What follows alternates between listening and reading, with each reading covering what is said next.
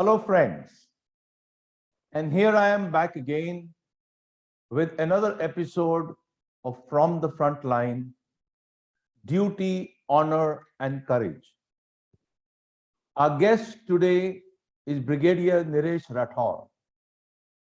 Brigadier Niresh Rathore was commissioned in the Indian Army on 9 June 1979 in the 20th Punjab Regiment.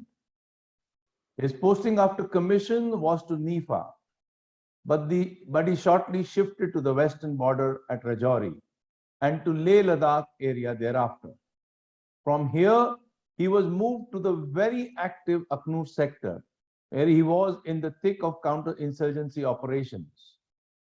In 1998, Brigadier Rathore took over command of his regiment in Sikkim and shortly moved the regiment to Dharamshala, from where he was once again actively involved in counter-insurgency operations.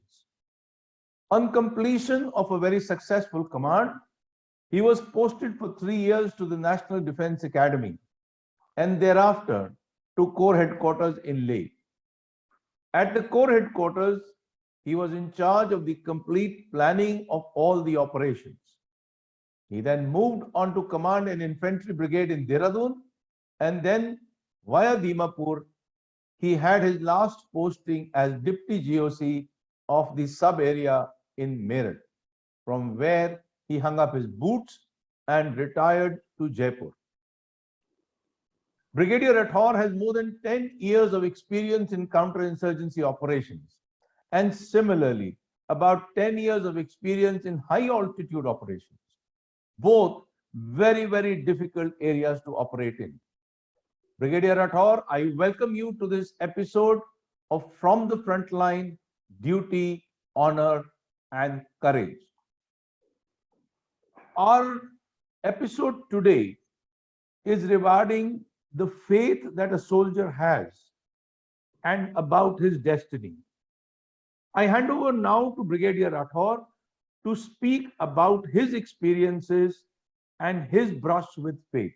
Brigadier Rathore, over to you. Thank you, Ashwani. I per se not very religious. But generally follow the faith of men. I visit both mandir, gurdwaras. That basically what my troops follow. I've been to generally all the mosques, whatever religious shrines I find, I generally visit them. But I never ask the God for anything, for me, except for my men.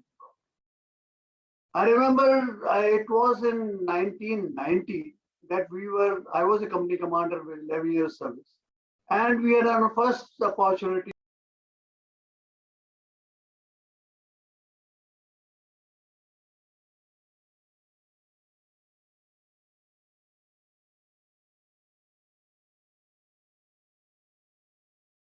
in Assam. There, the battalion column was moving. Our Colonel Kalra was our commanding officer. Battalion column was moving into the jungles to capture the militants and all into the jungle. We generally were moving by a convoy. The convoy was fired upon at about 3:30 at night, and the entire battalion dispersed and all the convoys were left behind. We started moving on foot towards the area of the militant side. So we came to a tri-junction. From the tri-junction, we turned left. And we came to the logs and all, where one could hide and maybe probably take cover. That's what I thought. So there at the logs, I was planning as to how would I launch my platoons and all. Only difficulty was that we were to attack in the line of fire. The fire support had to be in the same direction which troops had to move, which is not a right condition for attack. So I was trying to plan and as to where the troops could be moved and how we could go on to the militants' post. There at the logs, I was a blast and I got blown up in the air. I was thrown up about 8 to 10 feet in the air. I had my radio set operator and I had an informer with me who was generally there to show us the way to the militant hideout. I saw that the informer was shredded into pieces. So I could make out, and all this man has been done away. God bless his soul. We came down from the situation of being in the air, and my helmet saved. In fact, my company officer was saying, sir, let's go in Patka. I told him, no, operations and all, be serious, carry your helmet around. The helmet saved me. There was a 2-inch hole in the helmet, and the God was kind to save me. My radio set operator had 3-4 splinters. I asked him to be evacuated and all, he refused to be evacuated. He says he'll be there with me till the operation's over. There, after we attacked the enemy post, fired the AGL, MMG, and the fire support weapons, and launched the operation with our platoons and all, captured something. And the operation fairly was a success. Thereafter, after the operations were over, one thing came very clear to me, that the God was on my side. I had the blessings of God and I need not be fearing anything. I came away from the operations and all. And years after, I again had an opportunity of commanding my unit in the counterinsurgency operation. And we moved to the Rajouri Punch sector where these operations are going on today. I have been in that sector everywhere actually. I've seen the sector around backwards, from Pir Panjal to Noshera and what have you. That area is known to me back of my hand. There you're like, while in command, I knew the God's hand is there on me. So I could act very decisively, plan very thoughtfully and maybe very boldly. And we executed a lot of operations. I was under a hail of fire very many times, ID blasts very many times, but I knew the God is there with me, and rightly so, nothing happened. And I was always there with front of my troops, leading. Fine, everything fine. After that, I came down to Meerut and 2 years and all service. And I retired in 2013. Now, 2013, when I came to Jaipur, little medical problems started. We had diabetes and then blood pressure. And finally, I got diagnosed with kidney problem. I got onto dialysis. A lot of medical problem. I did not know actually. I never thought after such an active and hectic life, I would end up with so many of problems. But I think that's probably God's way of eliminating people. Notwithstanding, I have no regrets. I have done my best while I've been there.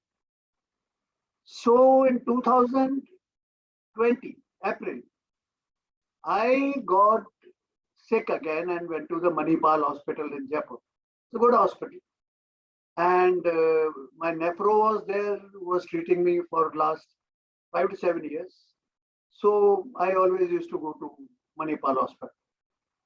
And when reaching there, finally I was knocked out. So when I was knocked out, I thought I had been blown over by ID. Because being a military man, I only knew ID. So I thought another attack. Finally, I landed up into ICU. The hospital staff took a lot of care of me. 45 days in ICU, and I was on ventilators for 45 days. After 45 days, the doctor said nothing can happen, and he said I will not recover. So he told my wife to take me home, and possibly he says there was no chance of my survival. Then the unit officer and man came, and my wife and one of our unit officer, Colonel Bhavani. Then they started planning for military funeral, things like that. So the doctor had already written me off. But On the last day, while I was in the hospital, I showed up again and I recovered. The hospital thinks it is a miracle. 3-4 days last, I could sense something happening to me internally. Outside, I was cabbage, but internally, I knew that something is happening into me. One odd day, I realized I used to be in too much of yoga, I realized one day that when I was short of breath, so I did deep breathing while I was in coma. So it came to me that something is happening, and he said, I just felt probably with a little bit of yoga and breathing, I'll come out of it. And I did. The hospital staff was very happy and all. And so after a few days, I was discharged for a review, was there for about 1 month, and they took out all my uh, food pipe and other things and all. And I was a case gone and retrieved. The hospital staff used to ask me, "Saab, आपको पता है कि आपके साथ क्या हुआ? आप कहाँ थे? क्या था?" I knew nothing. When I came out of the hospital, I did not know whether it was July, August, or October, November, and all. And the hospital staff took great care of me. At the time when I was released from hospital, the entire staff gave me a standing ovation, clap and photograph and all, which is very rare in a hospital, including the doctor being there. I'm indeed grateful to two people. My nephro, Dr. Jiten Goswami, very good doctor, renowned in Jaipur. There is another doctor, Dr. Ravikant, who actually saved my life in all this ordeal. And the third man I would like to thank is my buddy, Havaldar Nawai Ratio, Nab Subedar Nishan Singh. Nab Subedar Nishan Singh was at the hospital sitting day in and day out for almost a month plus. He used to be in tears and used to pray for me. So much so, Nishan used to go to the Gurdwara Sahib every day. He was a Granthi. So he used to pray there and bring some prasad and all. And give the prasad to, once he tried to give the prasad to me also. The hospital staff got and all, and they all had kada prasad at my cost. So 3 people I am grateful to. But when I got home, I've been on generally slow rate of recovery, 1.5 years. I've recovered, and I do little bit of problem. I have been walking, but not talking. So I realized that now I must give it back to the organization and environment, what I have done in the services, my experiences, and what all I have learnt in the environment during my years of service command. So 2 things I have learnt out of this entire episode, which I am now mentioning, is basically one is you don't have to be fearful. One has to be fearless. Don't be foolhardy.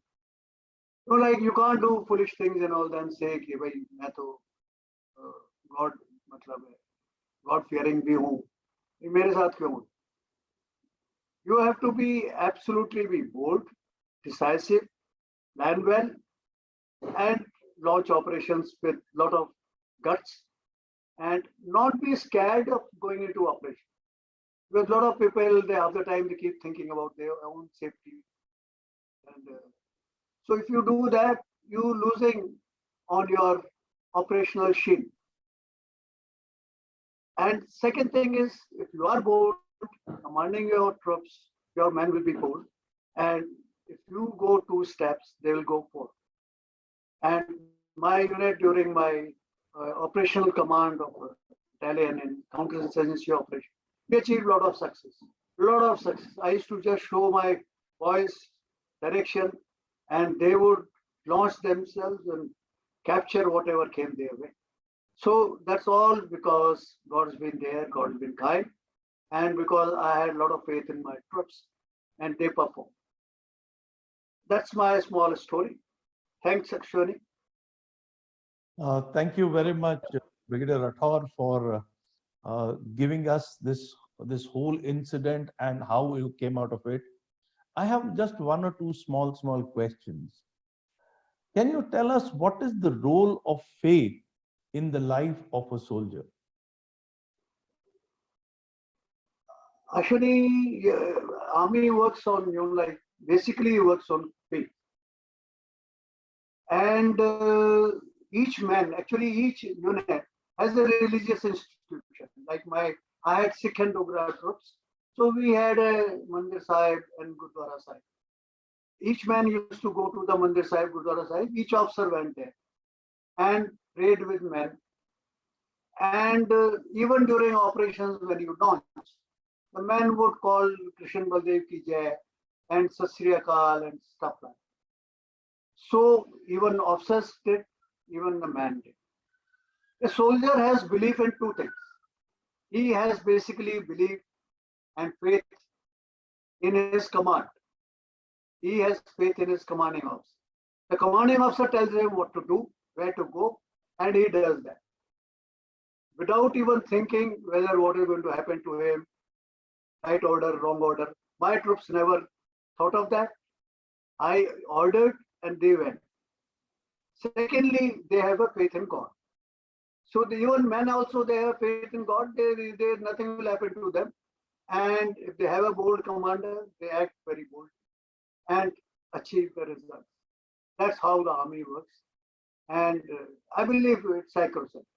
Faith is very important for each and every man. And that's how we ensure with our troops.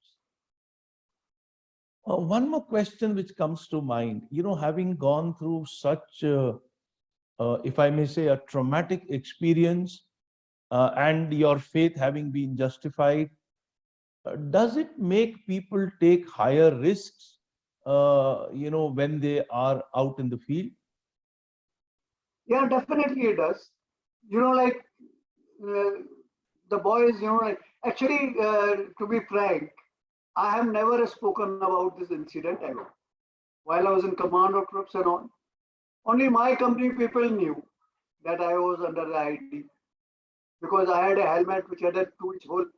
So when I had to give it back to the unit, the boys were telling me, "Sir, आप इसको souvenir की तरह से अपने पास रख लो." Oh, I said, "Yeah, I'll get a lot of souvenir."